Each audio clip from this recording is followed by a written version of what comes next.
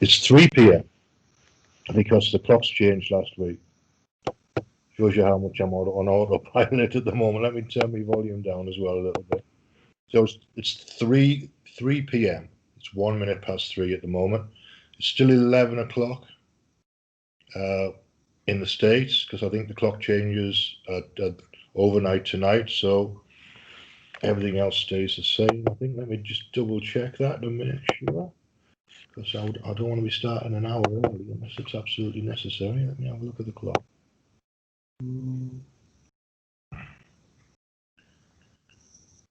11 o'clock. Yeah, so it is.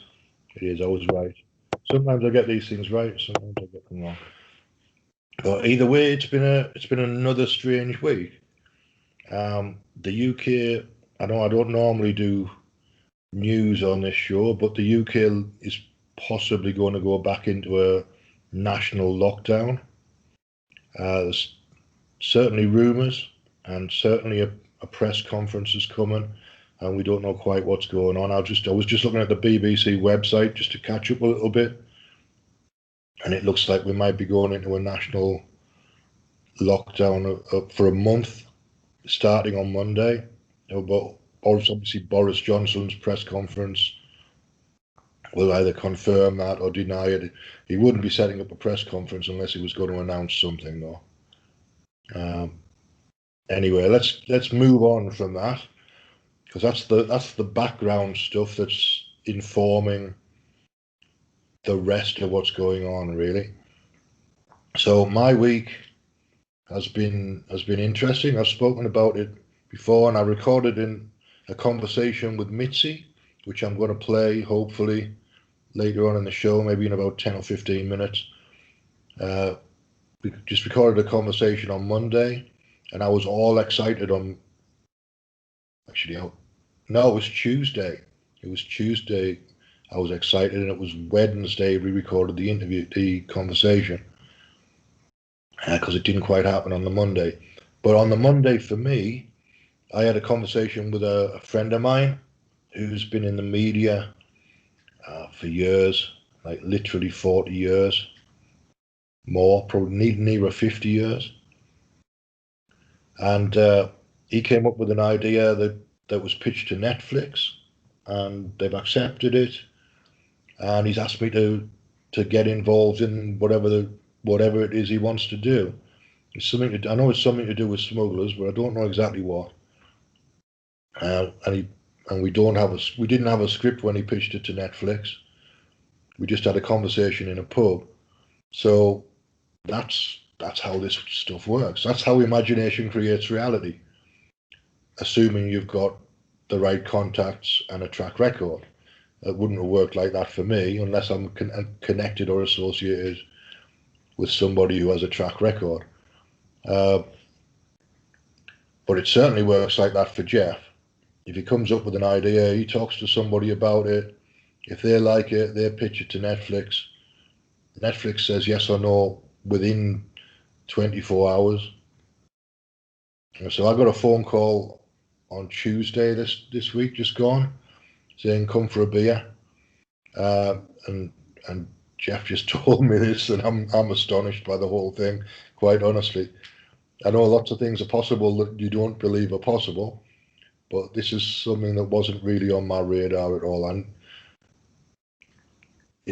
I can interpret it as I was kind of, the universe pushed me out of my job last Thursday before last, and then this happens on the Monday. So I can interpret that as the universe pushing me out of one place and into another.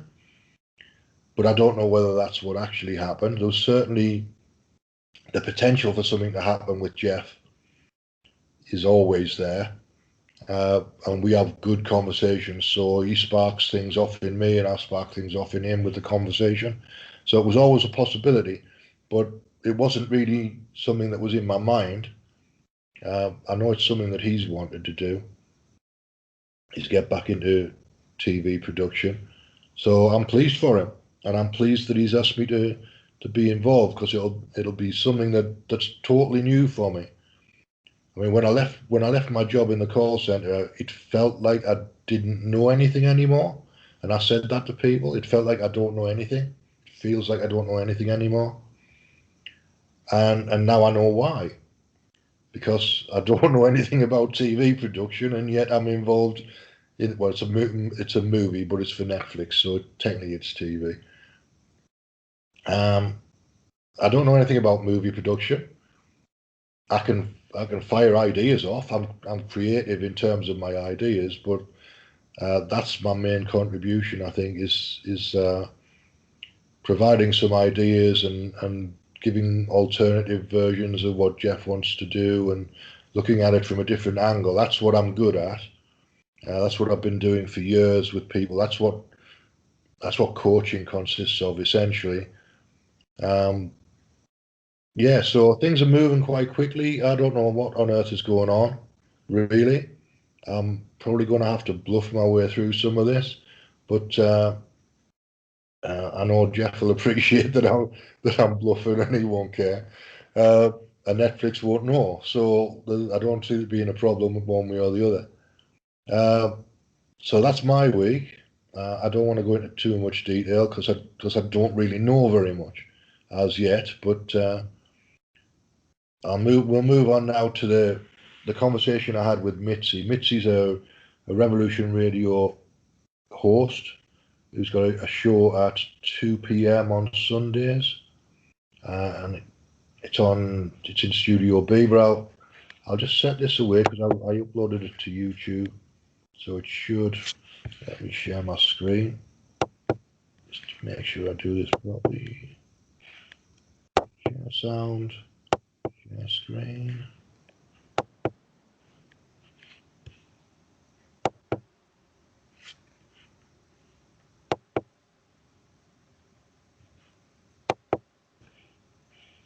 Switch to YouTube's screen.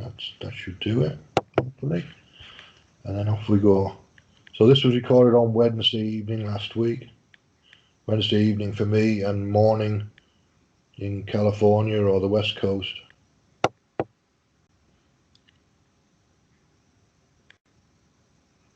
I'm hoping it's going to work.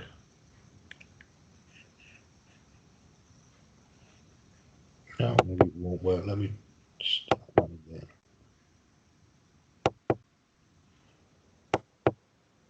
YouTube. So just talk amongst yourselves for about 20 seconds while I set this up.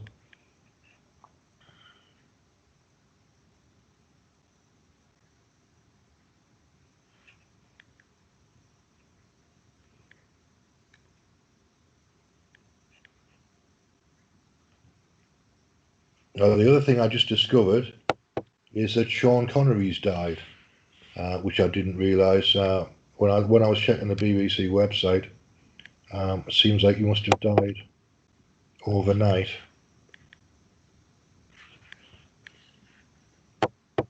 Aged 90.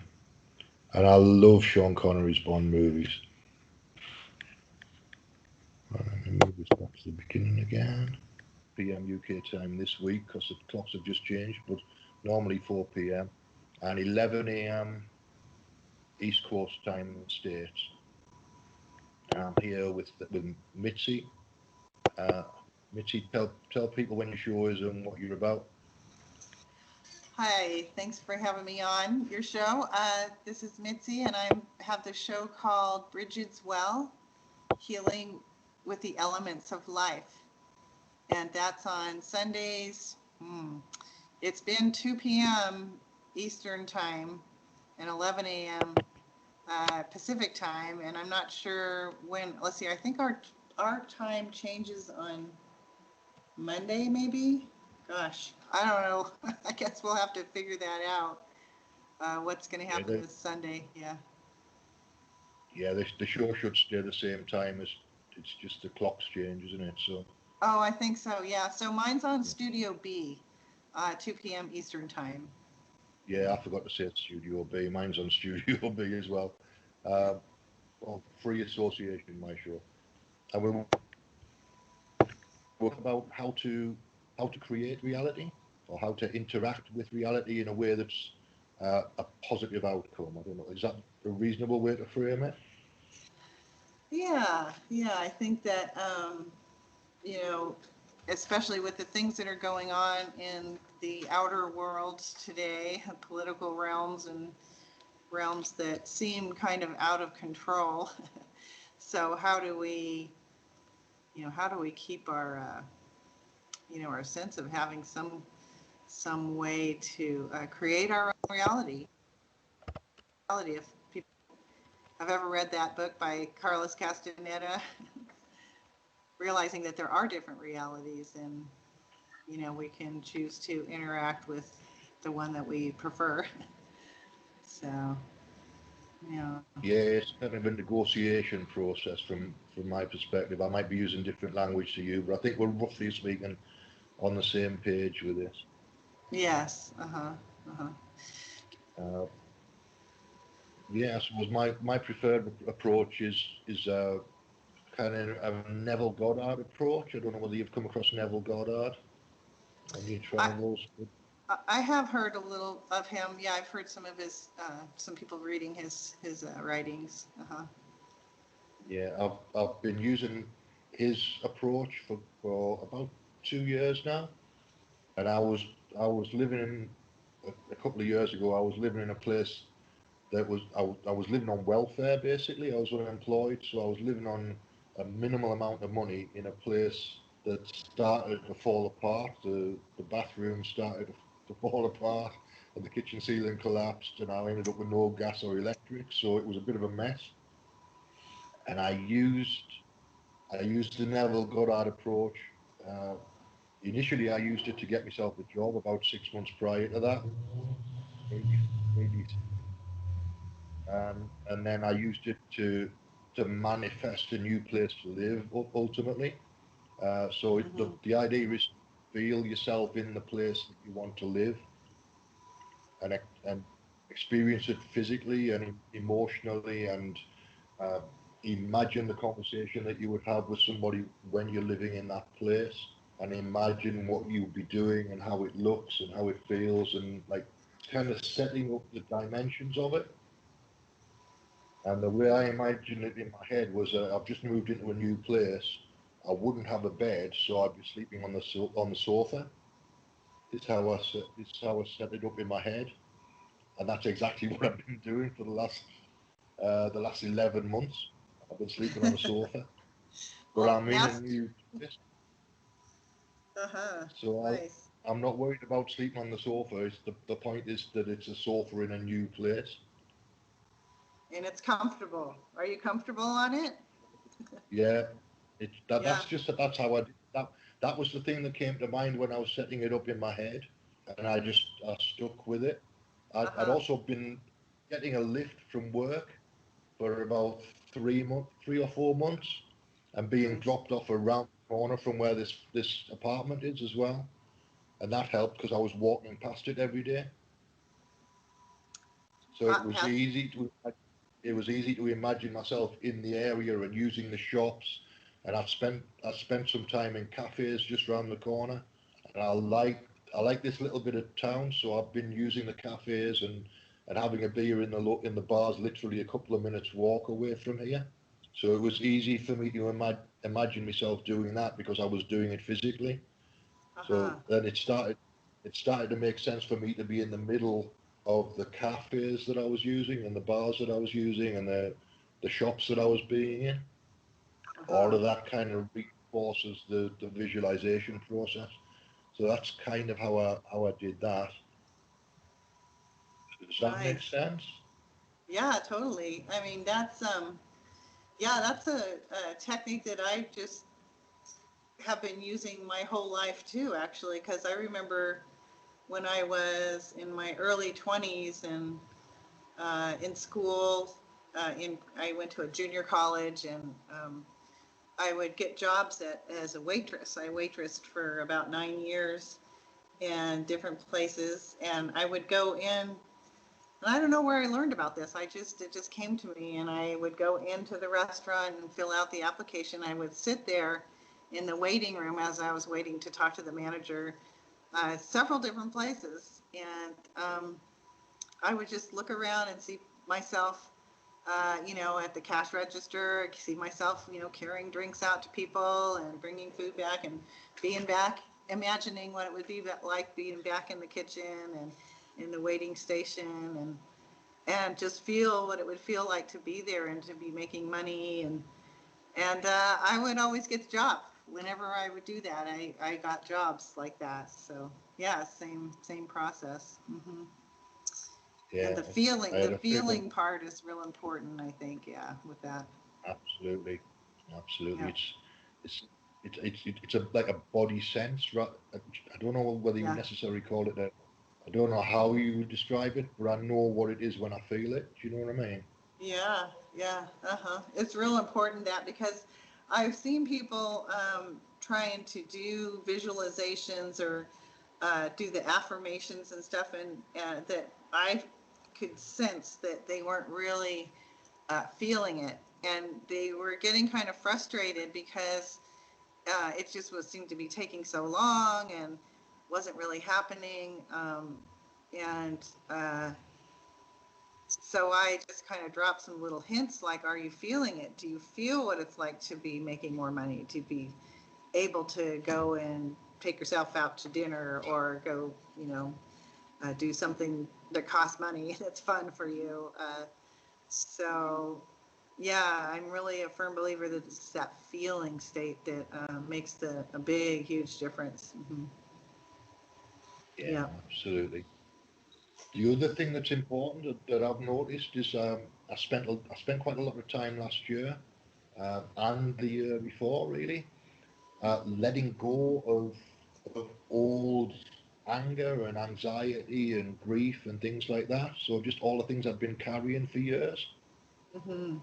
And the more I let go of those things, the easier it was for me to kind of align with the new job and the possibility of a new place to live.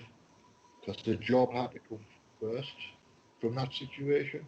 And I had a I had a mental block about working for the company that I had to work for.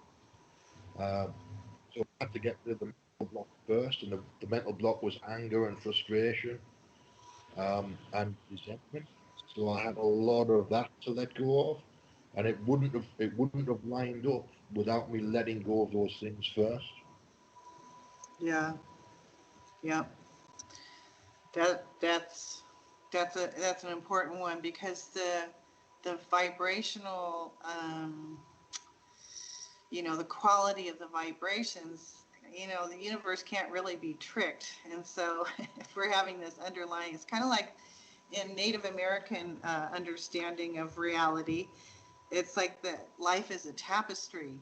And so if you know anything about weaving, which I don't know much, but I know that there's a what's called the warp and the woof of a tapestry, right? When people are weaving, there's two different uh, directions that this yarn or the string or the goes, and so if you're trying to create something and you're going one direction, okay, I want to create this, I want to create this, but then say the warp, and I don't know which one is which direction, but one of them goes say horizontal and the other one goes vertical. So if you're running the horizontal ones as what you want, and then you're trying to weave in, or let's just say the horizontal strings, the ones that are on the loom, um, are your uh, resentments and anger and things that you're holding on to that are don't feel good to you. So that's in the weave, and then you're trying to weave in these things that you want. It's like it's infused with those other emotions, and so it's like it's watering down or sort of you know counterbalancing or counter productive to what you're trying to weave. So yeah, that makes a lot of sense.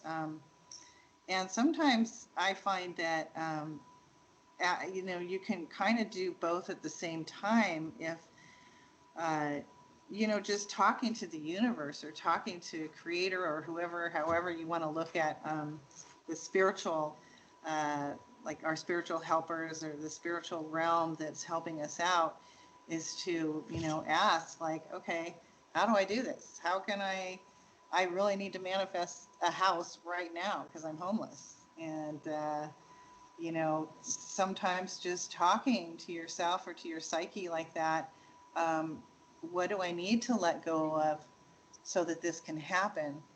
And what can I replace that with? So it's also important when we do want to let go of those emotions or those hindrances, the appearance of hindrances. What can I replace that? To have love myself. Like I need to take care of my feet that hurt me, or I've got this wound on my hand that's not healing. So it's like taking care of little things about ourselves. The universe picks it up and says, "Oh, she's taking care of herself. Let's give her more of that." Yeah, absolutely. Yeah. It is small things. It's like I knew when I was being dropped off from work like 5 days a week or 4 days a week, and I knew that was reinforcing what I'd already. Because at one point I was thinking about setting up a healing center, and the place that I was thinking about setting up the healing center has turned out to be where I'm living, or very close to where I'm living. So it's like I've shifted to, because it was in my head as a place to do my healing stuff. It's Wow. made it more likely to happen. Do you know what I mean?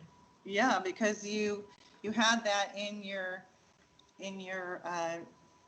emotional field or your wishing field or whatever we can call it. And then that's so interesting that you got a house that happened to be right in that area, so it would make it easier for you to look around and to be like to feel yourself in that. You are there. That's cool. To find a Yeah. place, eventually. Yeah. Oh, neat. That's cool. Yeah. Yeah, I mean, it was a bit of a convoluted way of doing it, but it seems to have worked. And I'm even though there's one or two issues here with the neighbours, I'm very settled here, and I'm very kind of. It feels like the right place for me to be, which is a good starting point for the next thing that I'm doing, whatever that turns out to be. Yeah. Yeah. Yeah. I was. Oh, I should have brought this poem. I had a reading by Rudolf Steiner that I've been reading every morning for the last few days, and he talks about the importance of removing fear and terror from what we're expecting from the future. And it just seems like things like this, like what we're talking about, manifesting a home, because not everybody knows what it's like to need to manifest a home, and that level of, you know, uh, and it depends on if people have kids and what the situation is, if there's a lot of trauma. But that is so, so important to be somehow work on what our expectations are from the future, and realizing that we do have spiritual help, and it totally works. That's the thing. I mean, if I look back on my life, I just turned 60, and I if I look back on my life, the only thing that I would change would be that I would just enjoy things more and enjoy the flow of how things unfold more. Because, I mean, I have always, for some reason, I had this kind of innate knowing that this kind of thing works. When I was 12 years old, I started healing animals, and I don't know where the idea came from, but our dog got paralyzed, and I decided they wanted to do a $500 uh, surgery on the dog, which was just a mutt, and my parents didn't have that kind of money, and they were like, no. And so I just started putting the dog into hot water, into warm baths, and massaging his back, and I was imagining sparks coming from his spine down or through the brain, and I would massage down the spine, and I would just imagine sparks sparking down his legs and awakening the electrical current so that he could start walking again. And I had to do that like maybe 3 or 4 times, and he started walking. Oh And wow, that's cool. yeah, yeah. So there is a spiritual realm, and I think that one of the things that I've picked up in my life that I really like thinking about, especially when I'm trying to change a situation in my life, is that one of the most important things that we need to keep in our field is spiritual confidence. And I like that concept, and just thinking about it and what that means to me, you know, to have confidence that we have help and that we deserve to follow our wishes. You know, one Yeah. time I was listening to somebody, a political radio show, and the guy was saying, "Oh, we have to expect this. They're gonna do this and they're gonna do that, and this is what's coming down, and you need to expect it." And I wrote in the chat room, I was like, "Why should we expect that? That's crazy." You know, we need to expect that something really good is going to happen. You know, that there's going to be a turn of events and people are going to wake up and we're going to get some help somehow. You know, that's Yeah. just how I think. You know.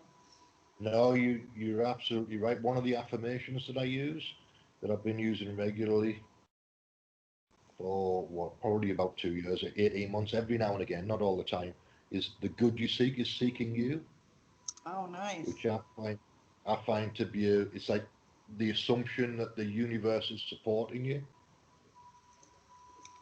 So it's like it's a confirmation for me that the universe is supportive, that that what I need will come into my field of reference, or my energy field, or whatever. The thing that I need at the time, the thing that I'm feeling I don't know what the word is, the attraction to, or the desire for, or whatever, that that thing will manifest in some form or another. So it might not be exactly what I'm looking for, but it'll be a version of that thing or that Yeah. situation. Yep. That I like that. I just wrote that down. The good you seek is seeking you. Yeah, because that makes it. You know, we've just been bombarded by so much. You know, mind whatever manipulation stuff that to make us feel like we're just a cog. We're not real creators. We can't create. And I had a really good friend early on in my life. She was in my early 20s. I knew her, and well, I still know her actually. But she had her own business, and I think she dropped out of college. She never finished college, and she was really, really good at creating things and just having an idea and starting her business, and just she would follow her ideas and her inclinations.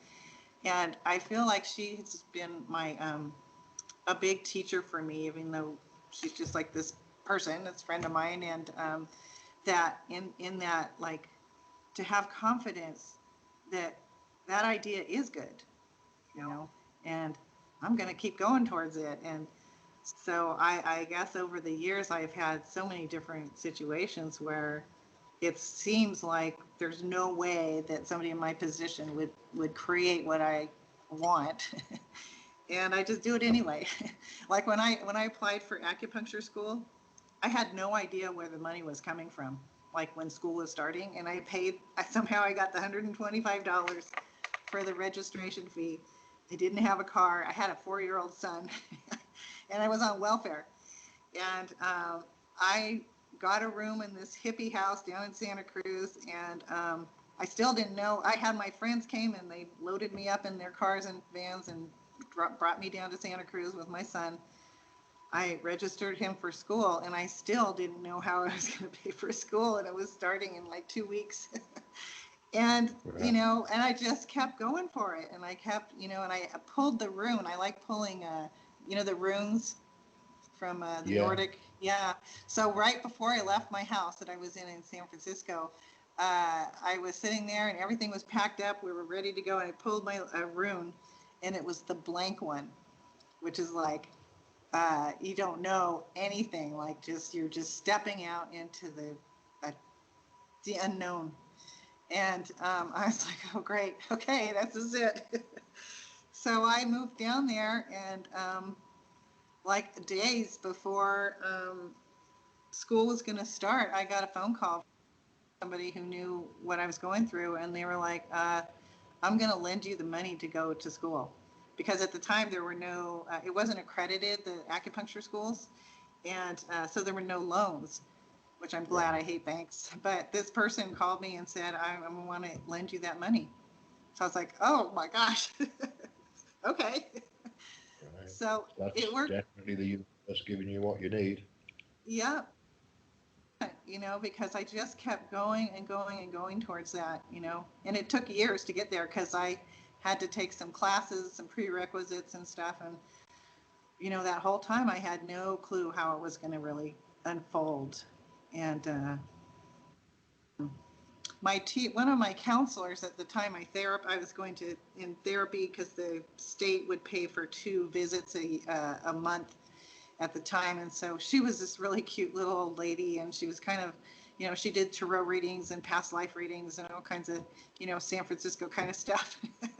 And she just was so sweet. She held my hand through my whole life, and kind of, we went through all different things that happened to me. And she was really helpful at like turning things around and seeing how, you know, how other people might have felt in the situation and how I can work on it now and let go of things. But she gave me this meditation, which sounds kind of like what you're talking about, the guy that you've been studying. That was every night, if you have a project that you want to, it's going to take a certain amount of money. So I knew how much money this was going to cost about. And so you just, every night for 90 nights or 90 days, you have to do this every single day. And if you forget, you have to start over.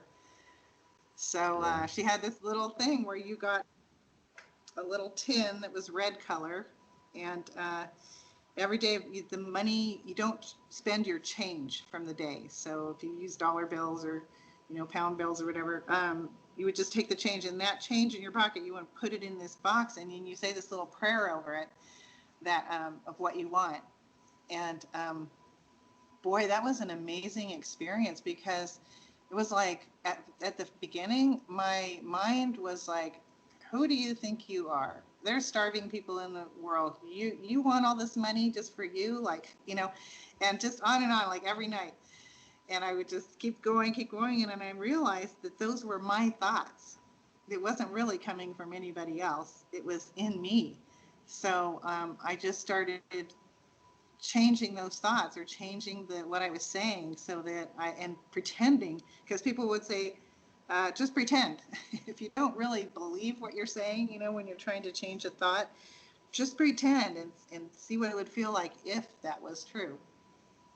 So I worked on that I think I stopped, I forgot once at 6 days, and then once after 13 days. And then I did another 90 days every single day. And boy, my thoughts really changed in that time. And towards the end of it, that time, I was imagining doing acupuncture treatments in the sky, like to the stars, and that showering down, like all this money that I needed was going to be showering down, and that it would just flow. So it was really a neat experience and very gratifying because it worked. Absolutely, the self-talk thing is a key piece as well. The internal dialogue. If your internal dialogue is critical or harsh, that needs to shift around, because that's an indication of what's going on in your subconscious. Mm-hmm. So Yeah. that key piece is the 90-day thing to change the internal dialogue. It's a key piece. Yeah. So what do you think about with this whole COVID thing going on, and like how, because there's so many really scary agenda lines, or whatever you want to call it, where, the visualizations basically that people are putting out there for what's going to happen. I mean, how do you think that, like, me and you, uh, in our own way, could help to, bring about the best possible outcome of what's going on now on the planet? Do you have any Well, ideas about that? yeah, there's a technique that Neville Goddard suggests, which is to it's like using your imagination to give people not necessarily insight, but something similar to insight. It's like just imagining people with the ability to move forward or something like that. The language is a bit clunky. I'm trying to find the right language, but I've been doing this every now and again at the soup kitchen just around the corner from me when I meet people in there, and it's like just imagining people with its capacity. It's like you meet somebody and they seem like they're telling you they're paranoid, schizophrenic, and I'm having a conversation with this guy, and it's like he's got an image of himself in his own head that he can't break out of. So I've got to imagine him with the capacity to break out of the image of himself Mm-hmm. that he's got in his head. Do you know what I mean? Yeah. Mm-hmm. That's what I do. It's just like a quick thing. If you meet somebody on the street or whatever, you can just like you can imagine them with the capacity to change the way they think about themselves, and that's ultimately that's all you can give people is Yeah. your thought about them as you're going past in a quick conversation or whatever. Right. So you seeing them in their sort of healthy form or healthy state, you're witnessing them doing it. That's good. Yeah. Uh-huh. Yeah. So if I'm acknowledging them with the ability to break through whatever's limiting them, that's an affirmation so the shorthand version of this is that everybody's God, ultimately. Yeah. Mm-hmm. Mm-hmm. So if I'm recognizing the God part of them, the part of them that isn't limited by the current situation, Mm-hmm. um, Yeah. that's, Oops. Oh, shoot. that's the shorthand version. But that's what I do, and it's just a quick thought that whatever you're seeing as a limit, you've got the capacity to break through it, or whatever, just in a 5-second thought. Oh, uh-huh. Yeah, that's good. And Yeah. I only really do it one person at a time because that's the way my head is at the moment. It's just person to person Yeah. rather than a large scale or countrywide or whatever. I just do it with the people I meet on the street or the people I meet uh, in shops or whatever. If they're wearing a mask or they're obviously engaged in the current situation, I just use that thought to help them to see it another way without saying it out loud, just using the thought. And I don't know whether it works, but it works from my point of view, is just as a way to not get involved in the mask situation or the limited amount of ability to move around on the street or whatever that we've got at the moment. Because I want to keep my head as free as possible, and that's just the way that I do it. Right, I think Mitchie's taking a call, so I'm going to stop the recording at this point. We've done about 30 minutes anyway, so are you still with me? Yeah, I'm here. I just muted my mic for a sec. All right, okay. Uh, yeah, we can keep going if you want to. We've just hit the 30-minute mark, so if you want to keep going, we'll keep going. Okay. If you want to stop. Yeah, I just wanted to say one thing about what you were just talking about. I found myself doing that in my office when I'm working on people, doing healing work, acupuncture, or massage, or whatever it is. Because I work a lot with the way people think about themselves too, and to help them to let go of stories that are keeping them in an unhealthy situation. Um, and at one point, I got to this place with it that because I thought, well, this is just one person. It's just like this lady who doesn't really have we have these thoughts in our heads that we have to be a certain way or that we have to be a certain like success or, um, you know, whatever. And, most of the people that I run into are just like me. We're just normal, regular people. that we're born into this mentality of like, okay, we're the creators, and what I think is better than what you think.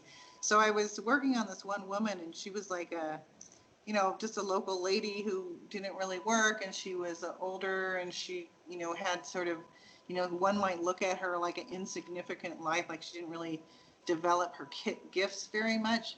And so I realized, okay, I'm judging her on that, but so I kind of was almost like working on myself and on her at the same time, like saying, okay, here's this person who probably in society people don't really notice much or something, and yet she's here for healing. So, my intention for her is just that she heals in whatever part of that tapestry of life that she is part of, or that her life is fitting into, that this healing, like maybe I can't remember even what was going on, like let's just say her hands hurt, like for her to heal her hands, and she feels relief that incident is going to somehow ripple out and make a difference to make the world a better place. And without knowing what that was going to look like, just that affirmation of that this is a part of the big healing, is this one person's hands, who it seems very insignificant in the big picture, because you sit there and think about all these political things happening, and this president or that candidate or da da da, like they're more significant than us, but really we're all just as important as anybody else, and so that was a real interesting, thought for me to have while I was that one day. Yeah. No, I get what you're saying completely. It's like it takes away the hierarchy. Yeah. So you, you're always looking at yourself. You're always looking at a part of yourself that you maybe can't see, or a part of yourself being reflected back. Because Mm-hmm. we're all the same being. We're all the human version of being, in whatever form that takes, in whatever limitations, whatever experiences kind of molded it into the person that you see in front of you. Um, it's showing you part of yourself in some way, because we're all basically the same. Yeah. Yeah. Yeah. It's neat, and it's So like it's yeah, I almost. think Yeah. yeah. Go ahead. Well, I was just thinking it's almost like it's like a little snapshot of the possibility of that we are living in a hologram. You know, that there's it's things are not what we're told they are. Reality, right? There's a lot of Yeah. different No. possibilities, and yeah. Uh-huh. Yeah. Yeah. I mean, just a simple, as I said to you before we started the recording, just a simple 20-minute conversation in a bar with a friend of mine is completely in the process of completely changing my life. I think, because Yeah. it's just like have, having just a silly conversation. But because he's got friends in the media and he's got friends who've got production companies, it's turned into something much bigger than. I mean, it's not something that I could ever do, but he's got the capability to make that happen. So it's just a matter of sometimes it's just a matter of having the right conversation with the right person, and this was a very specific time. So it's the combination of the timing and the people within the conversation together that's making it happen. And I'm as surprised as it's possible to be about the whole thing, because it's amazing to me. But I'm going to roll with it and swim with whatever comes along, and just write it for what it can give me, and what I can give in the way that unfolds. Yeah, that's exciting. Because yeah, that's great. It is, and uh, it's another one of those imagination creates reality things, which has kind of been a theme of my show for the last 6 months, and the assumption that imagination creates reality, and that you've got the capacity to influence that. Um, and this was just a conversation about smugglers, basically, about old movies, and and a combination of things that have happened in the news over the last few days. But it sparked something off in my friend, and he went with it and spoke to his friend with a production company, and it's rolling anyway. So I don't know where it's going to go. I don't know what my role within it is. He's asked me to help out, so there'll be some role for me there. But it's not my doing. All I was doing was having a beer with a friend. Ultimately, Nice. That's like that what I was talking about before about the spiritual confidence. Like your friend has that confidence, like, oh my gosh, this is a good idea. Let's just go with it. So that's great. Stepping onto a new way of doing things. That's good. absolutely. Well, good luck with that. I'm excited to hear how that unfolds. So I'm sure you'll be talking about that on your shows in the future. Um, intermittently, I think, because there's nothing Yeah. set in stone as, so I don't want to Yeah. jinx it by talking about it too early. But Yeah, but exactly. talk a little bit about it, and just Yeah. hope it pans out the way it's supposed to pan out. Yep. All right. Okay. Well, I feel like that's good. I'm glad that we got together today and had this little talk, and we'll see how the recording comes out. We can use it on our shows. Yeah, it should just be sitting in the Skype chat when we're finished. I'll just switch the recording off, and Okay. just let people know when your show is again, and I'll do the same thing, and then we'll wrap it up. Okay. Yeah. So this is Mitzi. My host name on the schedule is Yolinsley, and my show is Bridget's Well, Healing with the Elements of Life, and that's Revolution Radio Studio B, 2 p.m. Eastern Time. So thanks And for it's having on me. Sunday. Right? Sundays, yes, thank you. Yeah, mine is on Saturday morning Eastern time at 11 o'clock, and I'm also on Studio B. And the name of my show is Free Association. All right, so that's cool. That about wraps it up. Um, and I know you're away for the weekend, but I'll probably speak to you in a couple of weeks' time, I would imagine. Okay, sounds good. Thanks again. You have a good night. And you take care. There you go. So there you have it. That was a conversation that happened last week, and it was literally just after I'd found out all of this stuff about the movie. But so I was excited, and I think you can tell.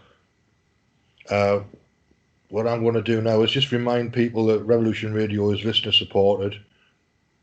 If you go to revolution.radio, you'll find a chat room, and you'll also find a donation button and a Patreon button. If you can spare a few dollars or a few dollars a month, we appreciate the support. There's a lot of hours of content on these stations. There's two studios running, 24 hours a day. Everybody's volunteers here, so any money that you give us as a contribution pays for the tech, pays for the hosting, pays for the bandwidth. The archives are free at the moment because I think the costs are being covered. So as long as the costs are being covered, they'll be free, I would imagine. And yeah, there are things happening at the station. Things are always moving around. There's space on Studio B at the moment for new shows. If anybody's interested, get in touch with the management, propose a show format or whatever. Let them know who you are. They'll talk to you for a while, find out who you are, and then take it from there. It's not up to me to say who gets a show, but there's plenty of space there if you want one, and it's up to you to make it happen. So I've found the management here very supportive, and I think they're naturally quite supportive of people because they know what that means. They know what the difference that makes when you're doing a radio show, because everybody pretty much on the management team is involved in the radio station. There's nobody sitting back and just letting other people do the work. Everybody's hands on, and I appreciate what they do. I appreciate what the hosts do. I appreciate what the management do. You can find me online. There's a website for this radio show, which is freeassociationradioshow.com. You can also find me at imaginationcreatesreality.live. And there's a Reiki website, which is reikimasterinitiation.com. And I've got a cancer cure mastermind group as well that isn't quite happening yet, but it will at some point. I've got that website set up as well. So there's a few websites. There's a Discord chat for this radio show, which is Free Association Radio Show Live on Discord. And there's also a Reiki Discord server, which is Reiki Initiation. So I'm there quite a lot during the week. I've got time on my hands at the moment, so if you want to connect, you can do it via Discord, or you can do it via Skype, or you can just leave a comment on one of the websites and I'll spot it and reach out. If you want to be interviewed on the show, or if you want to have a conversation with me about a specific topic, I'm quite happy to do that. I want to make this interactive. I don't want it to be just me all the time. I quite like to share the space and share the show with other people, but technically it becomes a recording on a different day if I'm going to do it like that, because I can't do the live calls thing. I can't really do. It's just me doing this, so it has to be recorded some other time, but we can work that out on Skype. You can find me if you just put Open Philosopher Free Association into Skype. You'll find me, and we'll take it from there. Tell me you heard the radio show, and then we'll have a conversation and set something up that we can record. So that's how I want things. That's how I imagine things will happen. That's how I want things to happen with the show. It's Mitzie came forward from the chat room as a result of me saying that last week. I'm sure other people will do the same thing if I keep saying it. So that's the way to make it happen. It's just to let people know what you want to happen, as well as everything else. Let's have a look in the chat room for the last couple of minutes. We've got a few people in there. Boy Solomon's in there. Lady Horse is in there. Enceladon, May Street 139, Blasphemous Buddha, Wally is in there, Mer Bailey, Comet. So there's quite a few people in the chat room. Again, it's a supportive place. It's quirky, but you'll find good links in there, and you'll find good supportive people in there. Everybody's got their own opinion. You won't agree with everybody on this station, but you'll agree with a couple of people here and there, and that's enough to make the connections. So that's what I've found anyway. And I've reached out to maybe half a dozen people now in 6 months. It takes me a little while to reach out, but when I do it, I'm pretty sure it'll produce conversations that are worth hearing. I'm trying to be selective at the moment and trying to just do one conversation a month maybe, and the rest of the shows will be me solo. We'll see how that works as a format, and then if people want more conversational material, conversational content, I'll bring more people in. One a month's good enough to start off with, though, I think. So let's have a quick look at the BBC and see what the headlines are on there. Again, I want to see when this press conference is for Boris Johnson. It might have already happened, actually. PM to hold news conference. Here we go. Let's see what time that is. I'm not a fan of Boris Johnson generally.